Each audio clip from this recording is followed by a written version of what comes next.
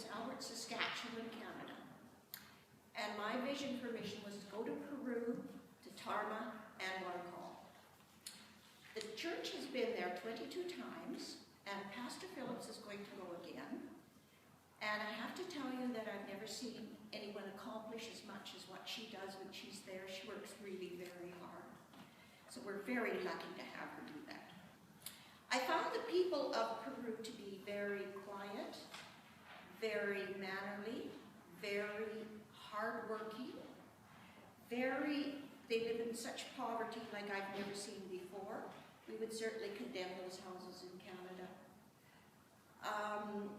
They make their own clothing, they do gardening, and they literally have no implements. They do it all by hand, and they grow vegetables. And Tarma is known as the city of flowers. So you'll see fields of baby's breath, fields of glads. That was beautiful, but they're all hand done. So there I am. I arrive in Tarma, and I have a vest on that's Shepherd of the Woods written all over it, and I have a baseball cap from Canada. So I had some explaining to do through the interpreter, but that was just fine with me. So the first thing we had to do there was that we met with Fatty.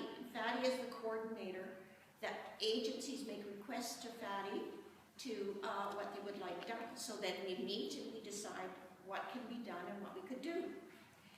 So then you go to the church and you see pictures of the church there. It looks very nice, but actually when you go inside, there's holes in the walls and the light fixtures are kind of hanging with wires from the ceiling, and there's a lot of work that needs to be done there. As a matter of fact, there's bathrooms in there, but there's no water to use them. So we had lots of work to do. So the first thing I had to do was take up a hardwood floor that is put down with hardwood and tar.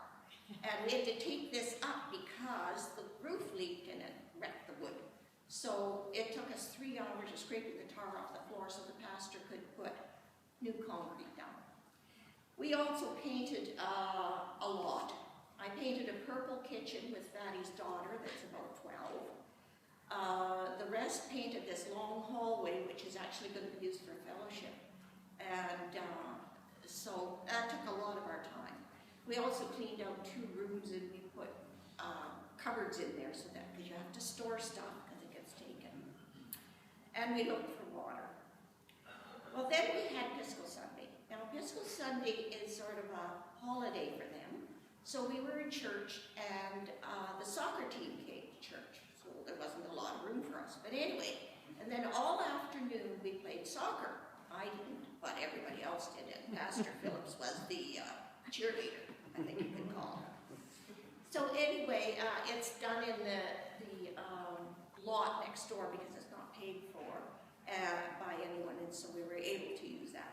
And then these ladies, actually, in my purple kitchen, fed 220 people with no fridge and no stove, and only a sink.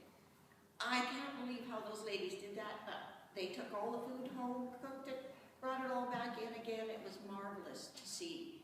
And then I had my keyboard there, so I had all the little kids for 2.5 hours playing away on the keyboard. So that was really nice.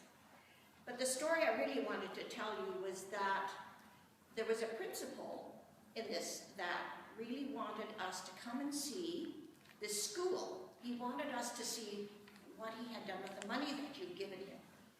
And so we go over to the school, so you see this cement building. I mean, there is not a thing fancy about that. There's windows on the side, which was good. And the title of the house looked like it was written with a big black marker. I mean, there is nothing fancy here. So anyway, he takes us to the front yard, and he has taken your money, and he has cemented the front yard, and he's built a cement block wall around there with cartoon characters on there. And then I saw one swing and one slide with this whole school of kids. But anyway, then he takes us to the backyard. And in the backyard, there was nothing. The kids used to have to play in this red dirt. And so he has cemented the whole backyard with the money that you've given him. But I didn't see any volleyball nets or any hockey nets or any Basketball hoops are nothing for the kids, just a cage with an owl in it. And that owl is not tame, let me tell you, but the kids feed him, apparently. So then go to the classroom. Now the classroom is as bare as what you can get.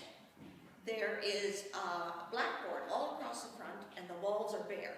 Now you know when you go to a classroom in Canada, anyway, there is balloons on the ceiling, and there's Lego in the corner, and there's toys. There was nothing there except these little kids sitting at a table and some desks. And so Pastor Phillips gets up there and she says, "Can you guys count to 10? And so they go, "One, one, one." No, that's French. They didn't do French. They did Spanish, but I can't do Spanish. So anyway, and one little boy stands up with a little yellow t-shirt and he says, 1, 2, 3, 4, 5, 6, 7, 8, 9, 10. Oh, they were so excited because that really means that his family is teaching him how to speak English, and there's not a lot of people in Peru that actually can speak English. But I wanted you to know the things that they so appreciate, and they really never ask for anything. And they're so hardworking that it was really an experience for me to go.